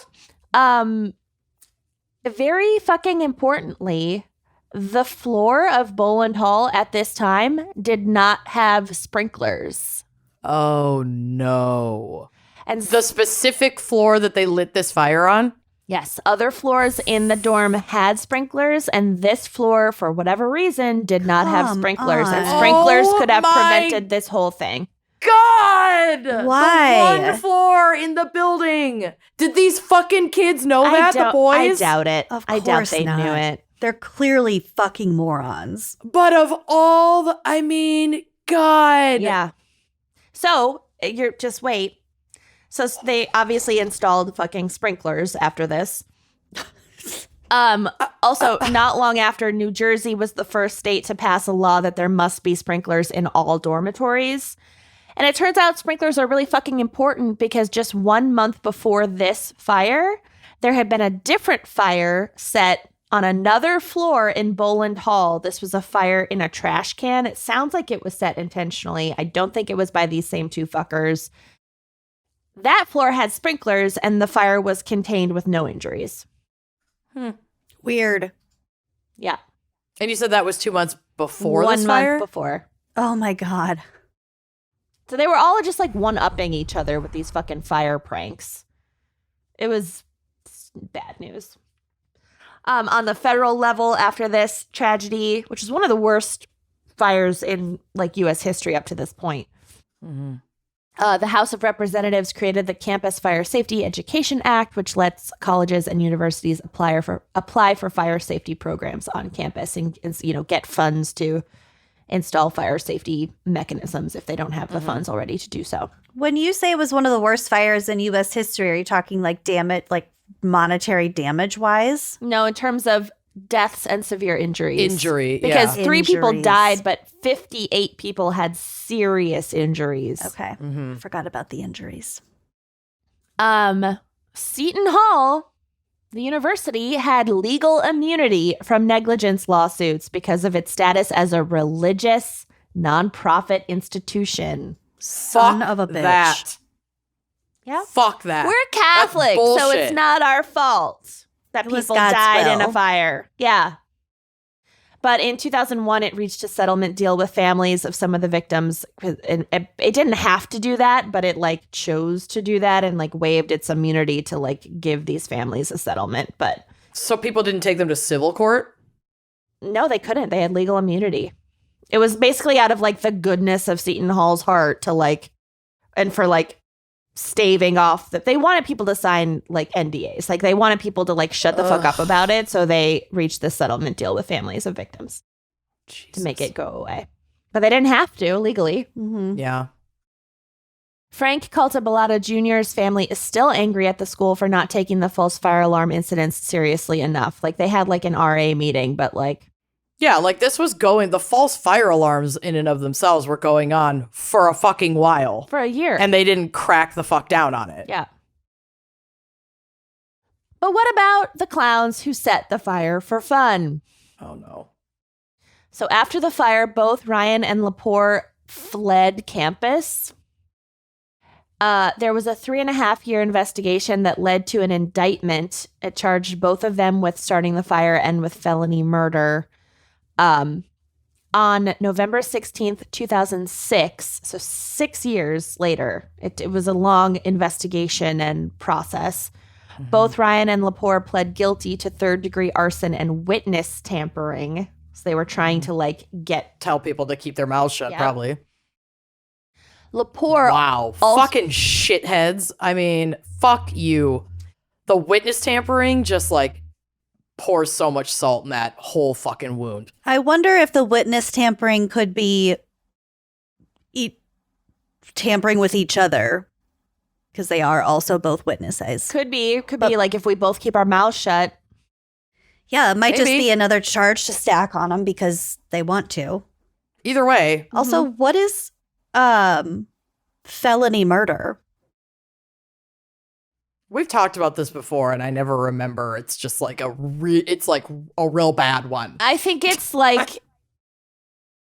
it's a step up from it was an accident, but it wasn't an accident, and people died. Mm-hmm. You know what I mean? The felony murder rule is a law in most states and under federal law that allows anyone who is accused of committing a violent felony to be charged with murder if the commission of that felony results in the death of someone. Yeah, so it was arson that resulted in deaths. Yeah. I always thought that was kind of like felony manslaughter. arson and yeah, but this is way worse. You already committed a felony. They committed felony arson. In committing your felony, people died. And in that arson felony, they killed 3 other people. It's not oops, I dropped my cigarette. Right. And this started on fire. That would be manslaughter. Got it. Right, Okay. right, exactly. So Lepore also pled guilty to evading arrest and a disorderly persons charge because when the police tried to pick him up, he backed his car into the police standing there who were trying to arrest him. What a fucking on foot? piece of shit. Yeah. No. Yeah. He was in his car. The police were on He didn't hit the car. He hit the cops. I believe so, yes. Jesus Christ. So they were sentenced to 5 years each in a youth correctional facility, even though they were both 18. Mm-hmm. But they were eligible for parole after just 16 months. Cool. Families for the victims called them cowards for running away after setting the fire instead of helping people leave the dorm. Yup. Look at Dana Christmas. She went back in 3 times to save people. These 2 motherfuckers fled. They didn't even have any burns. Queen Christmas. Mm-hmm. God. In 2008, both were denied parole, but just a year later, in 2009, Ryan was released on parole. So he was in for 3 years? 10 minutes? Yeah. Yeah. In the grand scheme of things, yeah. Yeah. I mean, he might have done some time served before pleading guilty, but yeah, he was not in there for very long. He was only sentenced to 5 years max. At that time, Lepore waived his right to be considered for parole and decided to serve out the rest of his sentence, which is okay, maybe he's starting to mature and realize what he fucking How did. much he fucked up, yeah. But it was still just 1 more year, and he was released in January 2010. So he was no, I'll serve another year. I don't want to go out on parole. So today, Lepore is married with a daughter and working in the home improvement business. And Ryan is also married with a child and works in, quote, business in New York City. And I just think it's really interesting. Obviously, I haven't spoken to these 2 people, and maybe they are, racked with guilt and, try to find ways. Completely change. To, make restitution somehow. Yeah. Maybe they're doing that in their private life, and I just didn't come across it in my research. But I find it really interesting that, the surviving victims have dedicated their lives to helping others. Like Dana Christmas with her like racial justice work and being a reverend or whatever. And these two fuckers yeah. are just living their happy little quiet lives, probably hoping that people don't Google their names. And not just dedicating their blending in. lives to like traveling the country, educating people about fire safety. Which like they could be like, or don't pull alcohol these pranks. use on campus. Look at what we did. Look at what we're responsible for. We have to live with this every day. Like you could become speakers. Make a huge impact. Yeah, no. I'm not defending their choices, but we talked about 3 survivors out of almost 60. And these are only 2 people. And they also were involved in very different capacities, obviously. So I don't know. If I were in their position, I don't think I would want to be in the public eye whatsoever either. Well, no, of course not. But that's also like what we're saying. That's self-preservation. Right. I mean, that's like. Yeah, I'm just people make different choices. Yeah, I don't like their choice either. I just think it's interesting, you know? Like it is a choice. And obviously like you're 18, literally your brain is not fully functioning yet. Yeah, you're a fucking idiot. You're a fucking idiot. It's 4:30 a.m. You're drunk. You're an idiot. And like it's a horrible, tragic mistake. But then they made more cowardly decisions after it. Yeah. It's bad. I feel like even at 18, any one of us would have been like, oh, fuck, we fucked up and not tried to like run off and like run over a cop with our car and tamper with each other or other people to keep our mouths shut. Like that that aftermath is not sitting right with me at all. Well, they're fucking idiots. They're fucking idiots. Also, like, both Ryan and Lepore are white, and like the 3 surviving victims that I mentioned are all black, and I feel like that is a factor. Anyway, okay, that's my case. Thanks, Kelly Tobin. Great. Wow. Yeah, it's bad. It's worse than what I had just scratched the surface of. Yeah, fire alarms, don't fuck with them. They're there for a reason. They're serious. They're not. It's not a prank thing. No, my ex and I lived with 2 cats in a high rise in Minneapolis many years ago. And there was a fire alarm there once. And we were on like the 16th floor and it was the dead of winter. And they obviously, when the fire alarm goes off, you can't use the elevator. Like you can't call the elevator at all. So we had to like shove the cats into their carrier. And he grabbed his keys and we just had to go down 16 floors with these cats. And I don't even think both cats were in the carrier. I think he was carrying one of them by hand. Could you get the elevator back up? Yes, I think so. You'd remember like climbing up 16 Yeah, I mean, floors. it was a long time ago. But yeah, we sat in the car and the remember. fire department came and sure enough, there was a fire in someone's apartment, but everyone was fine. But it's like, it's annoying. No one wants to fucking get up and go down 16 flights of stairs for a fire alarm, but they're there for a reason. Yeah, you never know. Are we ready? Yeah, I hope so. Well, I'm so glad that I made the choices I made for this episode. Yeah, I'm still feeling fragile. Yeah. I mean, my personal mental health needed a break for some pure comedy anyway, so I went in a different direction with my segment today. And instead of covering a specific case at all, I am borrowing from Kenyon's playbook with a coven confession-like approach. Ooh.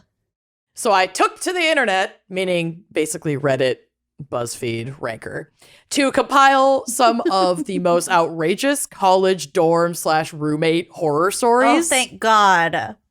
And honestly, this made me feel so much better about not having a traditional college experience because holy shit, people are lunatics. People are lunatics. And you got all the best parts of it I did. by visiting. And yeah, and then went home to my own laundry and my own shower. Yeah. You lucky bitch. In my own room. Yeah, God damn it. I mean, I was in the absolute height of privilege at that time, like brand new house that my parents had built that they inevitably lost to foreclosure. So we paid for it.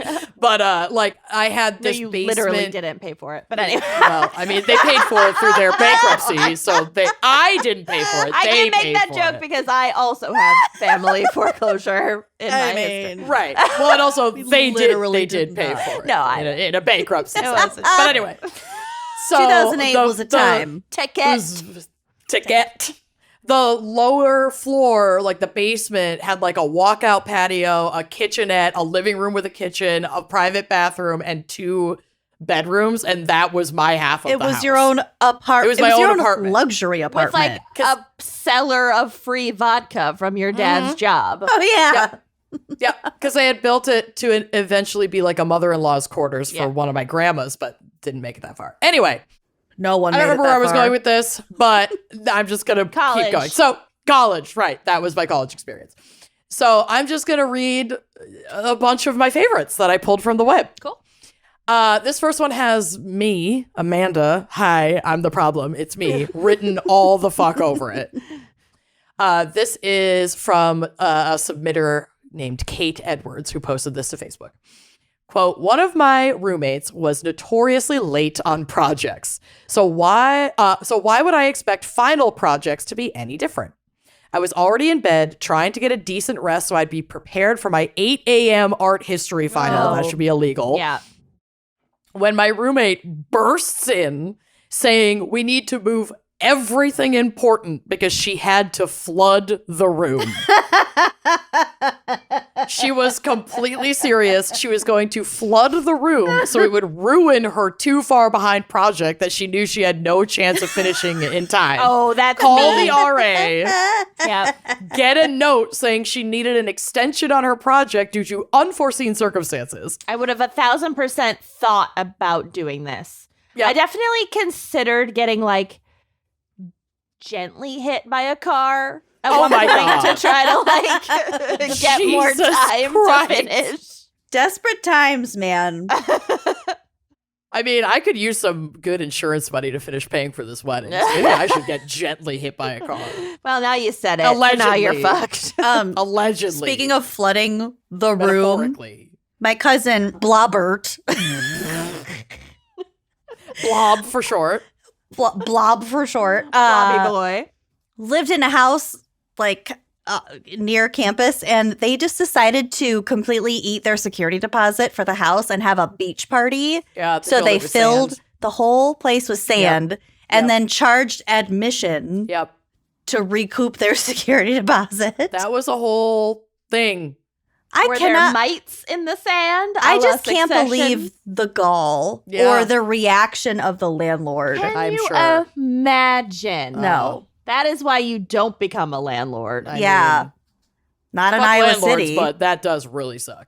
Or Yeah. at least not in a don't become a landlord in a college town. It ain't worth it. It's not. So gross. So she wants to flood the room. She's completely serious. She's like, I can't. I have to get out of this project. So she said we should only move really important stuff because if everything goes undamaged, it's gonna look suspicious to the RA. Yeah. Thankfully, my other roommate and I talked her out of it, but if we hadn't been there, I truly believe she would have just gone ahead and done it. So I don't that wanna ended get well. and caught. ruined all your shit. Mm-hmm.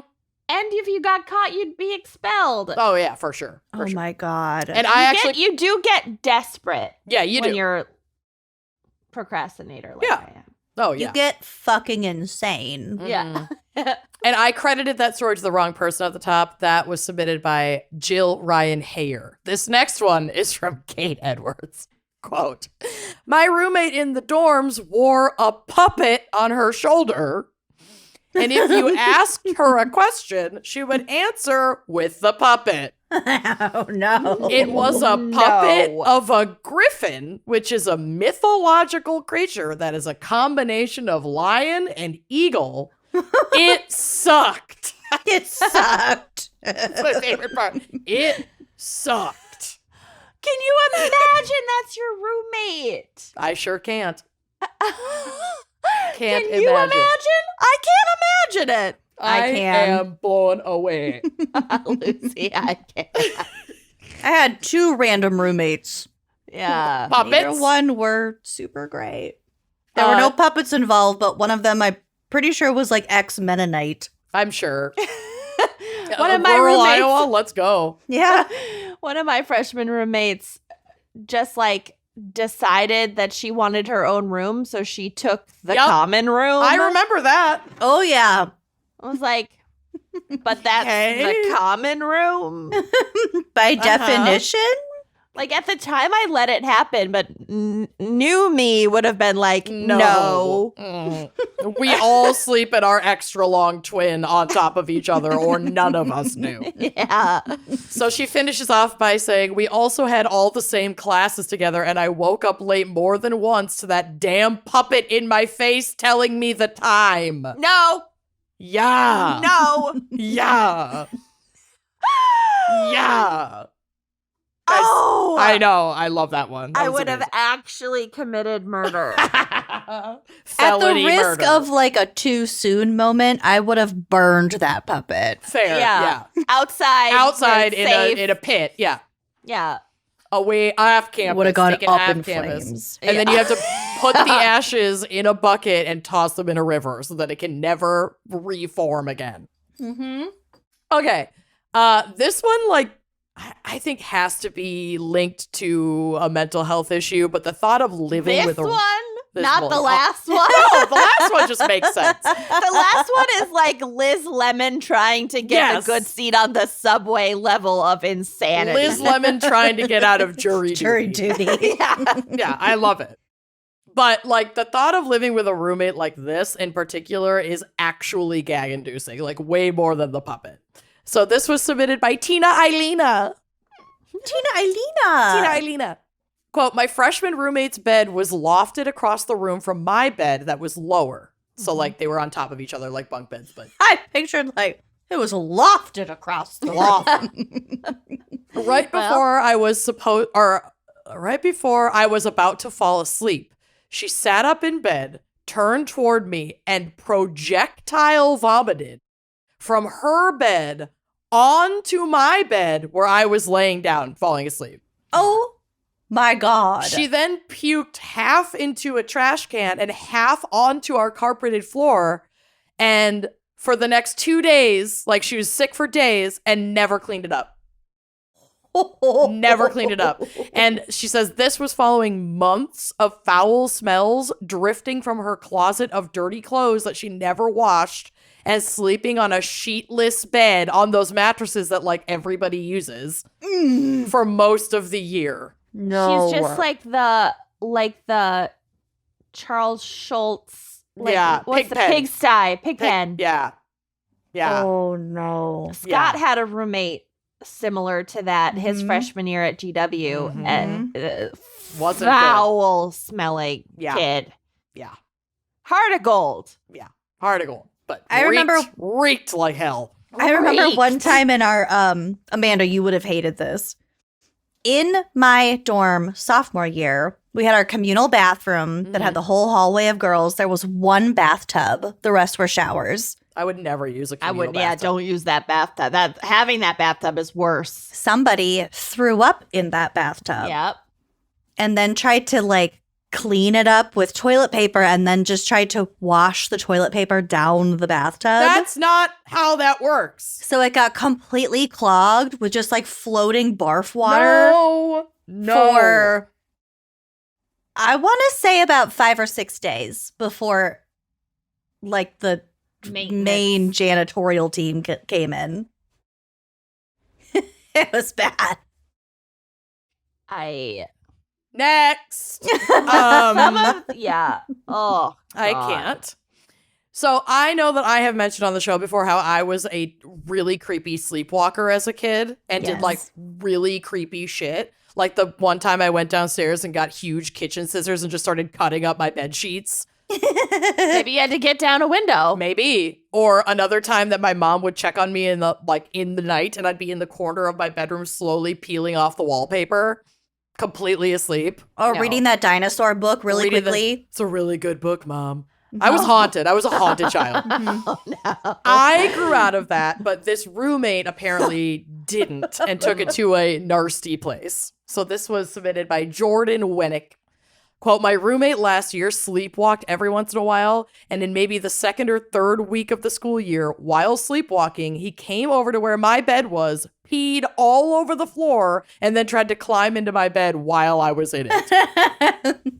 Like, You should get have out. to undergo like a sleep study before they place you in the student roommate housing. questionnaire quiz or Yeah. whatever they give you is not in depth enough I to cover remember this them shit. being like, "Oh, but like for pairing me with like my roommate that It's I like, did are not you get a along night with." owl? Are you a morning person? I fucking wish it was that. It was like, "What are your interests and hobbies?" And I was like, "I don't know. I guess dance." Like, I don't know. She was like on the dance team. They're like, "You Oh. guys will get along great." I was like, we are not. Ours was completely random.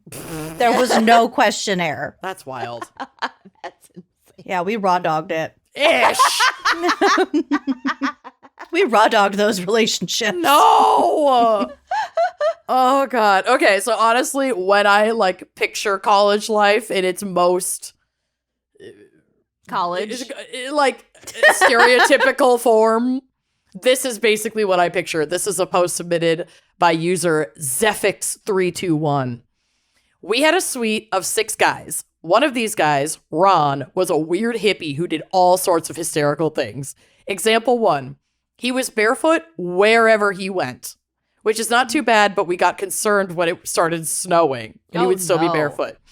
Example 2, another suite mate and I came home one day and opened the door and there were something like 5 20-gallon drums filled with dirt and dying plants. There were bugs everywhere for weeks. When we asked Ron, what the fuck? He responded by exclaiming, look, guys, can you believe the farm was giving these away for free? That's me. That's me. Lucy would have been 100%. friends with this guy. Absolutely. Lucy would have been I have a BFFs dying with plant Ron. right behind me. I just haven't thrown it Absolutely. away yet. These are the type of people that you collect. Yes. Yeah. Example 3. He liked to use the microwave to cook. He once baked weed into chocolate using the microwave, which was impressive. But another time, he put a plastic bowl in for about 20 minutes until the thing vaporized and released poison smoke. Oh my Yeah. God. There's a theme. Forever chemicals. Yeah. This is the thing I read about earlier Yeah. that reminded me of the carpet. Another time he made his tea so hot that it spilled and melted the carpet. So like, Yeah. again, this is cheapy Microwaves dorm. should have automatic off switch. You shouldn't Yeah. be able to put them on for that long. Right. And also, the carpet is real cheap and it's really gross. Example 4, he invited my roommate in for a threesome, but I guess it would have been a foursome if he had said yes. He was having a threesome already. And his roommate was home and was like, hey man, you want in on this? Just out of the blue. And the guy was like, nah, I'm good. Nah. And my favorite, or it's not my favorite, but the last one, example 5, he fermented apple wine under his bed. That was actually pretty cool. Somehow not bugs for that one. Right? Speaking of carpet and dorms Oh, and no. ridiculous roommates. So when I lived with the men's rugby team, The men's rights team. no, they were I'm great. just They were wonderful. I loved the rugby team. One of them, The men's his rights. his dad owned a carpet factory. He was so hungry he could eat a whole carpet store. and we lived in the concrete bunker, whatever, but the bunker walls had like these little round holes. We're not going into that story, but they had these little round holes Glory that were holes. like wood that you could like hang art, basically, because otherwise it's concrete. So they were like little circles of wood where you could like put in tacks and pins and shit. And they were like, oh, well, we need to like dampen the sound of all of our like rager parties. It's like, no, we didn't need to do that. But that was the It's thought. a concrete box. It's Yeah. already dampened. No. So they were like, we got to dampen the sound so we can throw our ragers. Like, okay, fine. So this roommate brought a bunch of like discarded rolls of carpet from his dad's factory. Ish. drove it up to campus, and then they like drilled these just carpets, not attractive, but just like carpet shards all over the walls. And then there was leftover or some that were like too heavy to like stay up.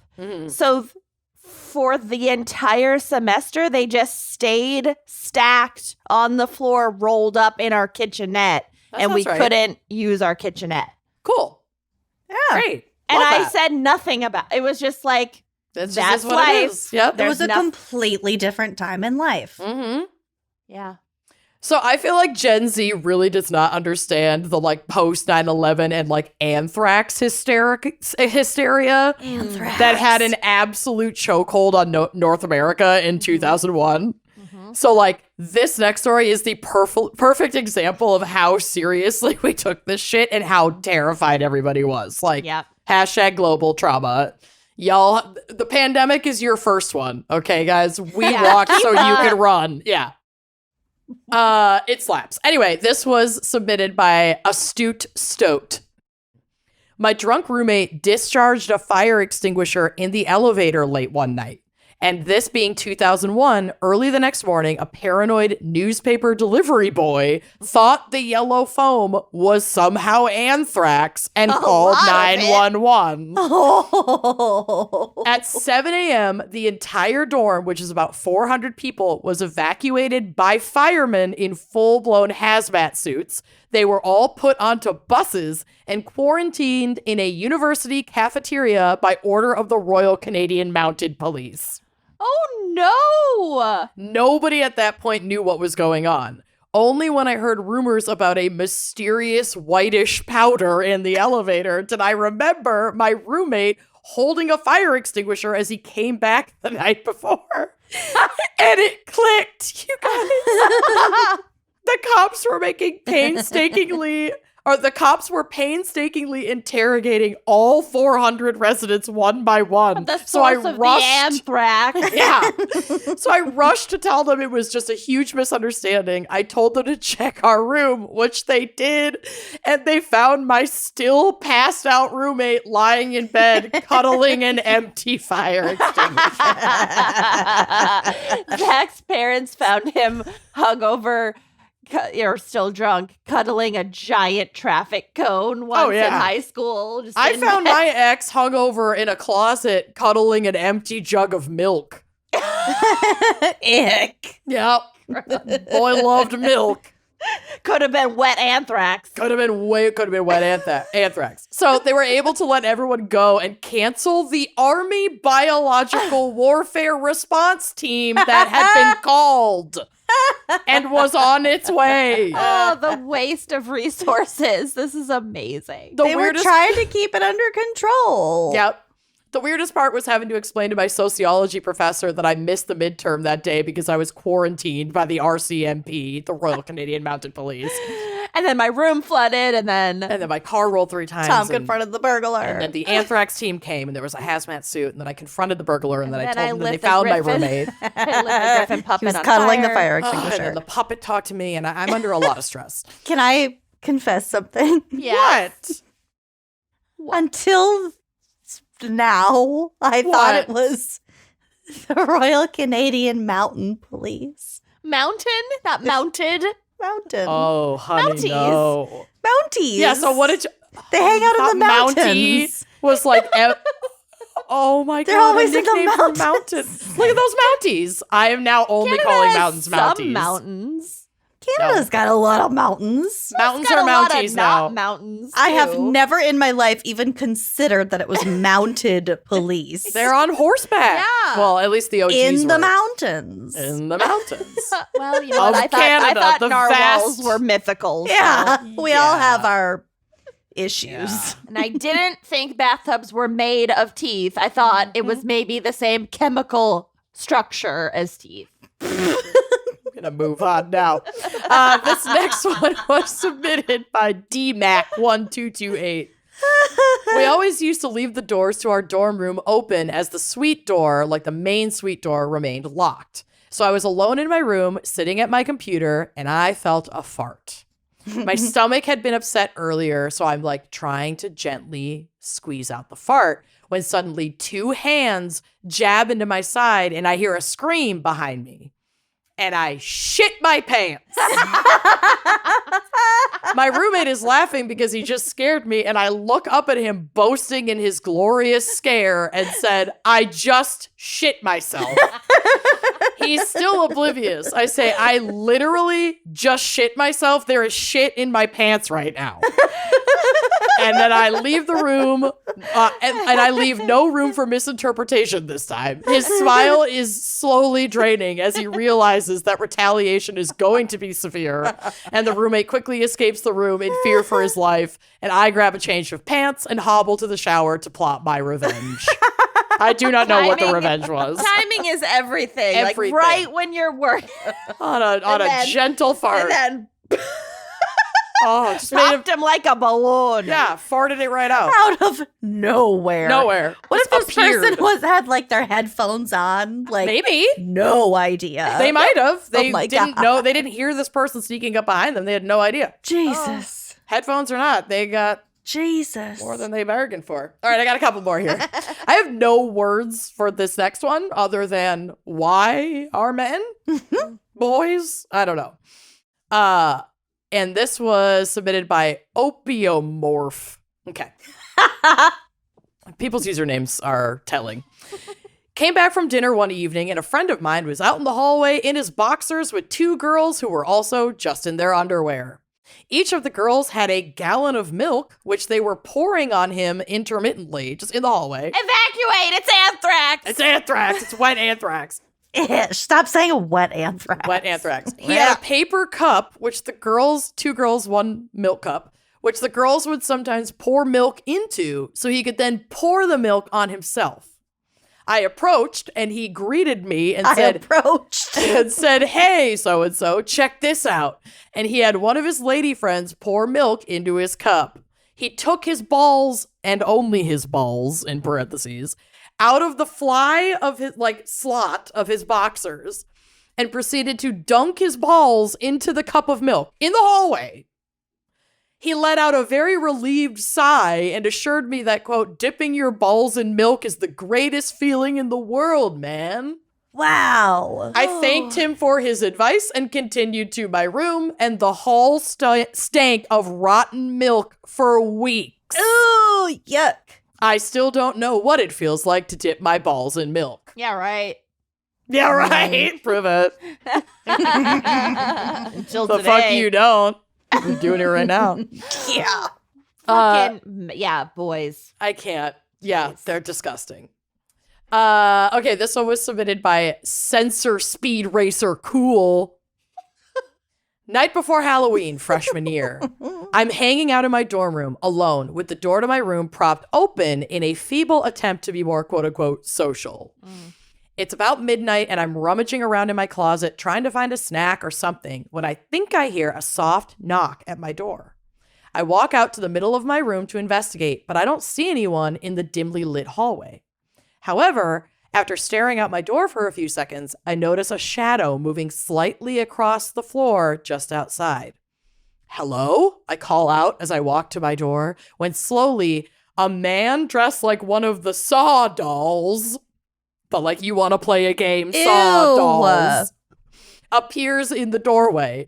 All I could manage was a quiet, oh my God, before I slammed the door shut in his face and locked the deadbolt. Oh my God. Oh, my That's my favorite part. All I could manage was a quiet, oh my God. Before I slammed the door. also get a deadbolt. You need a fire alarm. You need a carbon monoxide detector. You need a deadbolt. Yep. You need a Gwen need a Stefani taser. You poster need a mini fridge. You do not need a microwave. Yeah. or an Ethernet cable. Or Extra an Ethernet long cable. twin sheets. Yep. An Mhm. extra set if you're bougie. Or if you need to make a rope last minute. Mm-hmm. Some rope lights. Oh, yeah, that's nice. No Oh. candles. Yeah. All right. My last one, I'm going to end my segment with a tale of entrepreneurship out of Penn State's East Halls from 2017. My roommate and I, let's call her Bridget, quote unquote, were very compatible in the beginning. As it started getting colder and cuffing season was upon us, Bridget told me she got a Tinder. I learned what cuffing season is. Me too. It's like when you want to get in a relationship before like Valentine's Day or whatever. Before it gets cold. Yeah, it Before gets like cold. winter. I had always misheard it as cuddling season, which made sense to me. But cuffing, like What do you mean wanna put your cuffs always? on- This is a new phrase. Well, Not but yeah, that but new. it's that song. It's not that new. This is from 2017. But also that song on TikTok was playing like in every fucking video I was looking at, and I always thought it was saying cuddling season, and then I looked it up. I have no idea what you're talking about. Anyway, Well, We all get our exposure to the youngsters in different ways. we do. I do it with Tinder. Or not Tinder. Oh my God. With TikTok. that was wrong on a few levels. I was I reading do it the with word Grindr. Tinder. Fine, tell Bill. I don't care. Plenty of Says- fish. Plenty of fish. She was going out on dates. Only And one- farmers. Oh, farmers only. She was going out on Christian dates. single. Christian mingle. Christian single. Christian single. Craft singles. Yum. I would The join. dating site. I would join that dating site. Actually, that would be a hysterical That'd be a really good stunt dating for site. craft to do. That'd be brilliant. Or people who like to craft. No, but I'm talking about the Okay. cheese. All right. Just cheese, just for dating. Usually talking about the cheese. Yeah. Okay, so she's on Tinder, she's going out on dates, and one night she brought some random guy back to do the dirty. She politely asked me to leave for a while. This is a good roommate, so I did. Well, when I got back, neither of them were there, and I decided to take a shower, but I was going to get a pair of underwear. All of my panties were gone. Oh. I looked all over, and there were none. So instead of going to take a shower, I headed downtown to buy some more. When I got, I mean, Who has panty replacement money? I don't know. It's some bougie, whose college has a downtown? This is some bougie city college, bitch.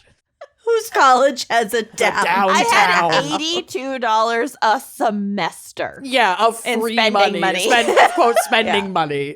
Yeah, no. You're going to go commando before you spend that. 1,000%. I wouldn't immediately go buy more underwear either. I'd be like, the fuck? I I'd be guess I don't McGruff have the crime underwear. dogging the shit out of that. Yeah, I'd be more concerned about where the fuck it Exactly. went. I would not be concerned with replacing the underwear right away. Right. I'd just slap on some I don't leggings. even think that'd and be in my like top No. 10 of thoughts. No, I'd be interrogating everyone.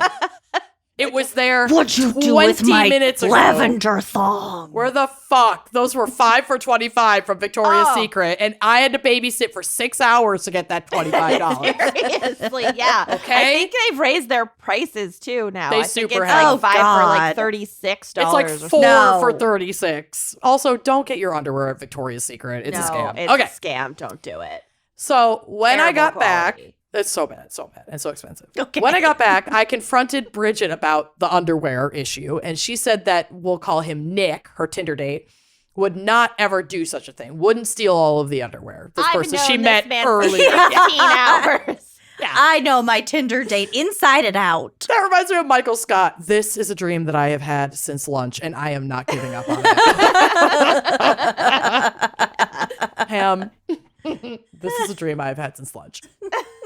So one night I went to bed early and they came back, oblivious to the fact that I was still in the room. After they did the dirty, she went to the bathroom, and right as she left, Nick headed straight for my underwear drawer. What does he think? There's just going to be magically more underwear? Well, the I mean, underwear there fairy was. came. She went and bought more. Oh, the underwear fairy. My favorite. He's probably selling them online, isn't he? Ugh. Uh-huh. I instantly got up and started flipping out, calling him a pervert, amongst other things. He was utterly surprised Says that I the was person even who there. just lie prone while they fucked 2 feet away. I mean, it's college, roommates. Come She had on. a reason. She had a reason. but yeah.